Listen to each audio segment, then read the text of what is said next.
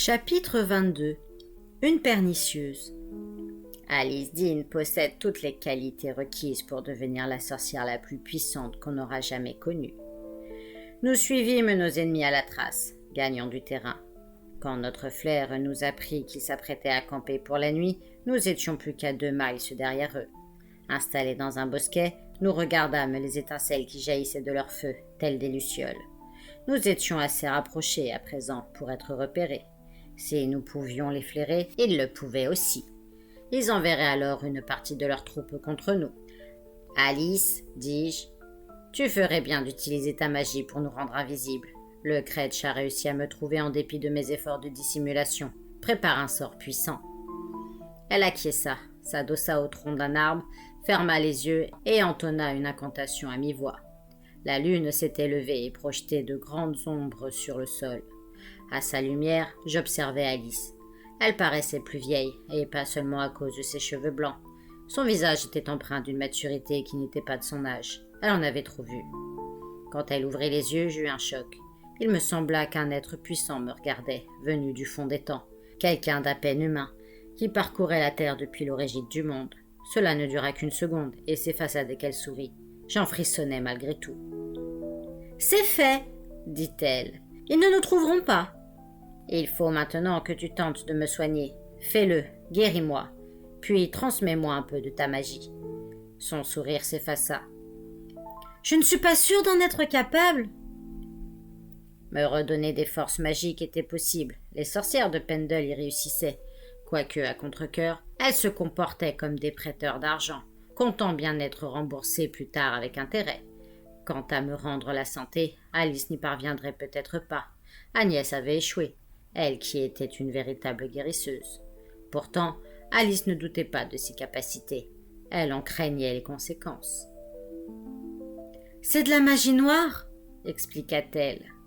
Et ce fut son tour de frissonner. « Ça risque de me coûter très cher, » reprit-elle. « Je risque de devenir une véritable pernicieuse. C'est pour ça que le vieux Grégory ne me fait pas confiance. Il a toujours pensé que je tournerais mal. » Je haussai les épaules. « Quel mal y a-t-il à devenir une pernicieuse? J'en suis une. Tu ne serais pas pire que moi. Tu ne peux pas combattre ta propre nature. Peut-être était-ce à cela que tu étais destinée. »« Il y a des sorcières pires que vous, Grimalkin. Vous respectez votre code de l'honneur. Vous ne tuez pas pour le plaisir. Vos victimes méritent leur sort. Vous aimez affronter des ennemis dangereux, mais vous ne vous acharnez jamais sur les faibles. Certaines sorcières le font. Certaines s'enorgueillissent des souffrances qu'elles infligent. Je ne veux pas finir comme elles. Et si je fais usage du pouvoir que j'ai reçu, c'est ce qui arrivera. J'en ai peur. Je ne dois pas oublier qui je suis, la fille du malin. » « Tu seras ce que tu dois être, Alice. Ton chemin est tracé, comme l'est celui de Tom Ward.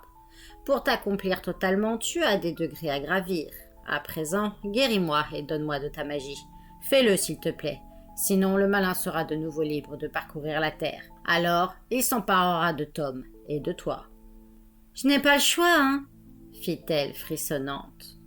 Puis elle m'ordonna. « Agenouillez-vous face au nord. » Docile, je tombai à genoux, tourné vers le point le plus favorable à la guérison comme au transfert de pouvoir. Alice posa les mains sur mon front. « Je vais d'abord tenter de vous guérir, » murmura-t-elle. Je ne savais trop à quoi m'attendre. Avec une guérisseuse telle qu'Agnès Sowerbutt, l'utilisation d'herbes et de décoctions comptait autant que les formules et les rituels. Alice se servait elle-même de tels remèdes, qu'elle transportait dans un sachet de cuir. Or, à cet instant, elle se contentait de cette imposition des mains. Elle ne psalmodiait aucun sort. « C'est difficile, » soupira-t-elle au bout d'un moment. « Le poison a pénétré profondément. Il s'est répandu dans chaque parcelle de votre corps. À certains endroits, les dommages sont à peine perceptibles, à d'autres, ils sont manifestes et importants. Il faut que je mette en œuvre une plus forte dose de magie, mais je crains de vous blesser. Le processus pourrait même vous tuer. »« Que cela ne te retienne pas, » affirmai-je. « Je préfère être morte qu'amoindrie. »« C'est votre choix, mais si vous mourrez, qui récupérera la tête du malin ? » ?»« Je suis incapable de la récupérer dans l'état où je suis, alors quelle différence ?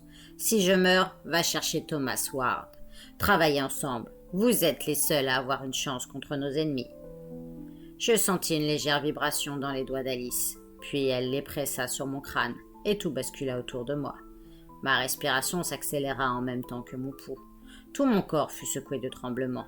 Des élancements douloureux me traversèrent la poitrine et le ventre, comme si un être invisible m'enfonçait un aiguillon dans la chair. Ces manifestations atteignirent bientôt un paroxysme. Mon cœur se mit à battre si vite que la pulsation de mon sang devenait un flot continu. Je crus que je mourrais, puis une onde de chaleur coula des doigts d'Alice. Je tombai, la face en avant, et perdis conscience. Des mains me redressèrent. J'ouvris les yeux. « Comment vous sentez-vous » demanda Alice. Mon cœur battait de nouveau à l'en-coup régulier. « Faible, dis-je. Tu y es arrivé. »« Oui, » m'assura-t-elle avec un sourire triomphant. « Les dernières traces du poison ont disparu. Votre corps n'en éprouvera plus les effets. » Ce qu'elle venait d'accomplir était extrêmement impressionnant. Là où Agnès, avec toute sa science, avait échoué, elle avait réussi. Et elle n'était encore qu'une gamine. Quelle femme puissante elle deviendrait. Quelle sorcière accomplie. Je n'aurais pu avoir une meilleure alliée. Je te remercie, Alice. Maintenant, prête-moi la magie dont j'ai besoin pour reprendre la tête du malin à nos ennemis. Une seconde fois, elle m'imposa les mains. Pendant quelques instants, elle hésita, et je perçus sa réticence. Je lui jetai un regard furieux. Alors, après une rapide inspiration, elle entama la récitation d'un sortilège de transfert. Un picotement descendit le long de ma nuque jusqu'à mon cœur, avant de se répandre jusqu'au bout de mes doigts. Elle m'emplissait de magie, d'une grande quantité de magie. Je la sentais envahir tout mon corps. Je n'aurais plus besoin de la puiser dans mon collier. Elle serait disponible à volonté. L'opération se poursuivit un long moment, et tout fut accompli. Un nouvel espoir monta en moi. Je croyais enfin à mes chances. Aux premières lueurs du jour, nous repartîmes sur les traces de nos ennemis. Tout compte fait, ils se dirigeaient droit vers l'ouest, vers la mer, plusieurs miles au nord de Liverpool. « Ils ne veulent pas attirer l'attention » en déduisit Alice. « Une troupe de sorcières accompagnée d'un Kretsch, ça se remarque. Liverpool est un port de commerce important. Il possède sa propre milice, qui veille aux intérêts des riches marchands. Ces types ne verraient pas d'un bon œil des servantes de l'obscur se promener en ville. Elles vont se rabattre sur un endroit moins fréquenté. Un des villages côtiers plus au nord, je suppose. De là, elles enverront 2 ou 3 d'entre elles à Liverpool, terroriser un capitaine ou son équipage. Et si 2 ou 3 d'entre elles s'embarquaient directement pour l'Irlande avec la tête, une barque de pêcheurs leur suffirait. « Vous les suivrez » s'enquit Alice. « Je les suivrai s'il le faut, espérons ne pas avoir à en arriver là. » L'une et l'autre hypothèse étaient fausses. Nous traversions une lande au sol couvert de mousse, et bien que dissimulés par la magie d'Alice, nous craignions d'être trop en vue. Nous avions donc fait un détour de quelques miles. Nous aperçûmes alors, au loin, un bateau à l'ancre. C'était un grand 3-mâts, dont les voiles étaient déjà déployées. La marée serait bientôt descendante, et le bâtiment était prêt à partir. Nos ennemis avaient tout prévu à l'avance. Elles avaient frété un navire, et avaient sans doute prévenu de leur arrivée, grâce à un miroir, d'autres sorcières qui les attendaient à bord. Nous nous élançâmes, mais quand nous atteignîmes le rivage, ce fut pour voir le Kretsch et 2 sorcières, debout sur la plage, regardant le bateau qui s'éloignait déjà, ses voiles gonflées par le vent. Toutes les autres avaient embarqué, et elles emportaient la tête du malin.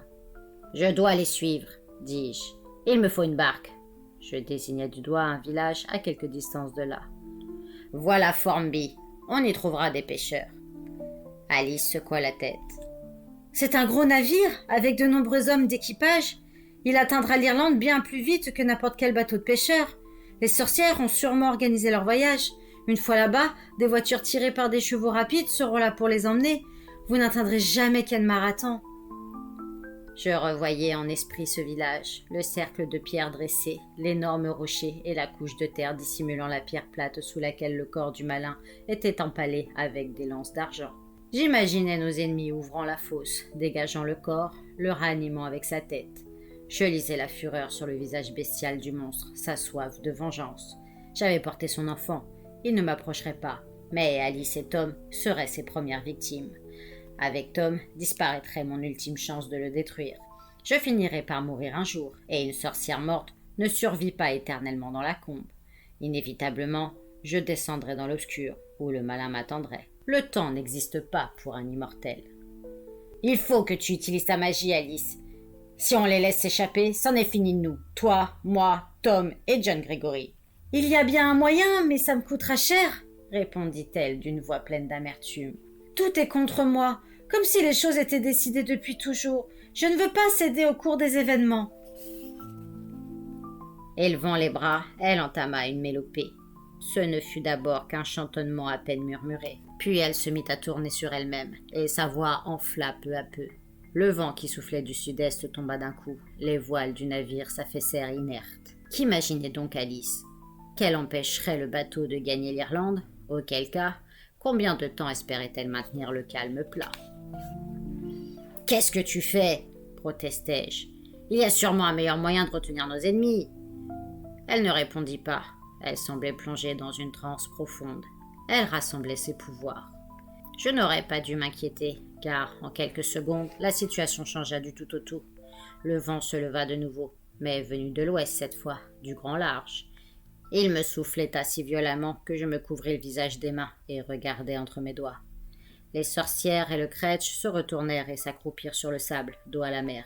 Ils étaient tout près du bord, et les embruns devaient les brûler. Le contact de l'eau salée est mortel pour les sorcières. Celles qui étaient à bord du bateau portaient sûrement des gants, des capuchons, peut-être même des masques, et s'étaient réfugiées dans la cale. Malgré les efforts frénétiques de l'équipage, le navire pivotait et des vagues énormes le repoussaient vers le rivage. Alice continuait de psalmodier en tourbillonnant sur elle-même, et les sifflements stridents du vent emportaient sa voix. Des nuages noirs fonçaient sur nous du fond de l'horizon, tandis que la tempête poussait inlassablement le navire. Les marins luttaient en vain. Bientôt, le bâtiment s'échouerait. Mais pour les sorcières, le pire était à venir. Un éclair fourchu déchira le ciel, aussitôt suivi d'un grondement de tonnerre, semblable au rugissement d'une bête furieuse. Le deuxième éclair et le coup de tonnerre éclatèrent simultanément.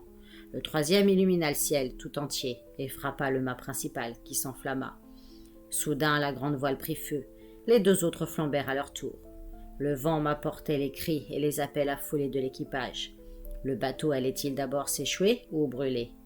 Dans l'un ou l'autre cas, les sorcières étaient perdues. Elles seraient détruites soit par le feu, soit par l'eau salée.